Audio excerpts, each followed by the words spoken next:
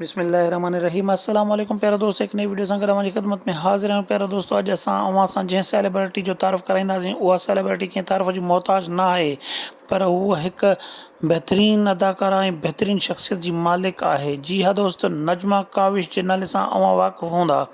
प्यारा दोस्त, नजमा काविश जे कैरियर जी शुरूआत हुनजे बचपन खां ई थी चुकी हुई, छो जो नजमा काविश पंहिंजे ॾाॾीअ खां अदाकारीअ जो टैलेंट हासिलु कयो। नजमा काविश जी ॾाॾी उन टाइम जे फिल्म एक्टर हुई ऐं फिल्मुनि में कमु कंदी हुई। नजमा काविश 80 जे ॾहाके खां पंहिंजे कैरियर जी बाज़ाब्ता तौर ते स्टेज ड्रामनि खां शुरूआत कई, जंहिंखां पोइ नजमा काविश पाकिस्तान टेलीविज़न जा चकर लॻाया ऐं सिंधी ड्रामे चह चिटो में पंहिंजो किरदारु हासिलु कयो ऐं चह चिटे में नजमा काविश खोड़ सारा टेबलोज़ कया, जंहिं नजमा काविश जी सुञाणप में अहम रोल अदा कयो। नजमा काविश सिंधी टीवी चैनल ते उन टाइम मक़बूल थी जंहिं टाइम ते नजमा काविश जो ड्रामा सीरियल ॼार आयो।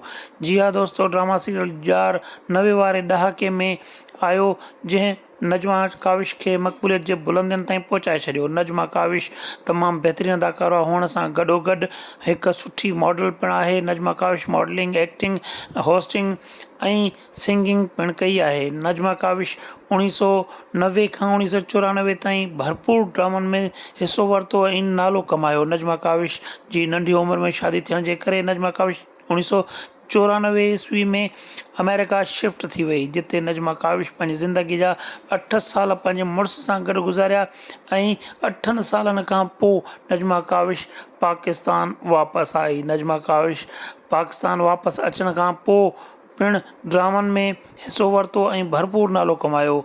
नजमा काविश KTN, सिंध टीवी ऐं ॿियनि टीवी चैनलनि ते पिणु भरपूर कमु कयो। नजमा काविश पंहिंजी सुञाणप पाण हूंदी हुई। नजमा काविश जो हिकु अलॻि अंदाज़ ऐं स्टाइल हूंदो हो अदाकारी जो। नजमा काविश जंहिं महिल सेट ते रिकॉर्डिंग जे लाइ ईंदी हुई त तमामु लेट ईंदी हुई ऐं पंहिंजो वॾी दिलचस्पीअ सां अदा कंदी हुई। नजमा काविश जो सीन जेॾी महिल ख़तमु थींदो हो त हू पेकअप करण जी जल्दी ख़्वाहिश ज़ाहिर कंदी हुई ऐं काफ़ी क़दुरु हू प्रोड्यूसर ऐं डायरेक्टरनि जे इजाज़त खां बग़ैर घर वापसि हली वेंदी हुई। नजमा काविश कंहिं खां न डिॼण वारी छोकिरी हुई। नजमा काविश वॾनि वॾनि प्रोड्यूसर ऐं डायरेक्टरनि खे मुंहं ते जवाबु ॾेई छॾींदी हुई। नजमा काविश पंहिंजी सुञाणप पाण कराई ऐं नजमा काविश थोरे अरसे में तमामु घणी मशहूरु थी वई। उन टाइम ते नजमा काविश पंहिंजे जोब ऐं जवानीअ जे उरूज ते हुई।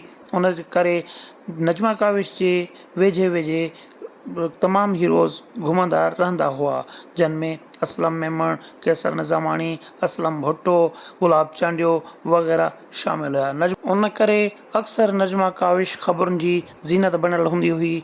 जंहिं दौर में अख़बारुनि जो उरूज हुयो, नजमा काविश हर रोज़ फ्रंट पेज ते छपजंदी हुई ऐं नजमा काविश जो नओं स्कैंडल साम्हूं ईंदो हो। नजमा काविश ईअं त कैरेक्टर वाइज़ तमामु सुठी छोकिरी हुई, पर अख़बारुनि जे ज़द में रही ऐं अख़बारुनि जी सुर्खी बणी रही। नजमा काविश 2011 में उर्दू ड्रामा इंडस्ट्रीअ में पेर रखियो, जिते नजमा काविश कमु शुरू कयो ऐं उन खां पोइ नजमा काविश पंहिंजो पाण अहिड़े तरीक़े सां मञरायो ॼण त नजमा काविश पैदाई उर्दू ड्रामनि जे लाइ थी आहे। नजमा काविश जी उर्दू ड्रामा इंडस्ट्री ते राज हुअण करे काफ़ी नयूं एक्ट्रेस नजमा काविश सां साड़ रखंदियूं आहिनि ऐं नजमा काविश जी पब्लिसिटी ऐं पर्सनैलिटी खां सड़ंदियूं आहिनि। नजमा काविश उर्दू ड्रामनि में 2011 खां हिन महिल ताईं कमु करे थी। नजमा काविश जो मुड़ुसु हिकु बिज़नेसमैन आहे। नजमा काविश जो हिकु पुटु ऐं 2 धीअर आहिनि। नजमा काविश जो चवणु आहे त मुंहिंजा 2 ॿार जेके आहिनि मीडिया खां परे आहिनि ऐं मीडिया खां परे रहण ई उन्हनि लाइ बहितरु आहे। मुंहिंजी कोशिशि आहे त उन्हनि खे सुठी तालीम ॾियारियां। वॾे थियण खां पोइ हुननि जो मुस्तक़बिल हुननि जे हथनि में आहे, पोइ जॾहिं वञणु चाहिनि वञी सघनि था। नजमा काविश मज़ीद चयो त मां 1-2 ॻाइण जा एल्बम पिणु कया, जंहिंमें पिणु मूंखे ॾाढी कामयाबी मिली, पर ॻाइणु हिकु ॾुखियो कमु आहे ऐं मां उन खे लाॻीतो कंटिन्यू न रखे सघियसि। नजमा काविश जो चवणु आहे त मूंखे सिंध ॾाढो प्यार ॾिनो आहे ऐं सिंधी ड्रामा इंडस्ट्री ऐं उर्दू ड्रामा इंडस्ट्री में मूंखे एॾी त मुहबत मिली आहे जो मां बयानु नथी करे सघां। मां पाकिस्तान ऐं सिंध खां परे 8 साल जेकी गुज़ारिया उहे मुंहिंजी ज़िंदगीअ जा ॾुखिया तरीन साल हुया। नजमा काविश जो चवणु आहे त मां सिंध सां प्यार कयां थी, सिंध ॼाई आहियां ऐं मूंखे सिंध में रहणु पसंदि आहे। सिंधी खाधा, सिंधी कढ़ाई, सिंधी कपिड़ा ऐं सिंधी चूड़ियूं वग़ैरह पाइणु मुंहिंजो अवलिन शौक़ु आहे। नजमा काविश जेतोणीकि हिकु सिंधी अदाकारा आहे पर उर्दू ड्रामनि में बि नजमा काविश खे भरपूर दाद मिलंदो रहंदो आहे ऐं नजमा काविश ॾाढी मुस्तक़िल मिज़ाज जी अदाकारा आहे। नजमा काविश हिकु बहितरीनु अदाकारा हुअण सां गॾु सुठी माउ पिणु आहे। नजमा काविश जे हस्बैंड चयो आहे त नजमा काविश जहिड़ी औरत सां मूंखे शादी करे उन ते फ़ख़्रु आहे। नजमा काविश हिकु बहितरीनु ज़ाल ऐं बहितरीनु माउ आहे। नजमा काविश खे औलाद जी नेमत सां अल्लाह पाक नवाज़ियो आहे ऐं नजमा काविश जो मैसेज बि इहो आहे त पंहिंजे औलाद सां मुहबत कयो ऐं सिंध सां मुहबत कयो ऐं सिंध में रहण ते तरजीह ॾियो।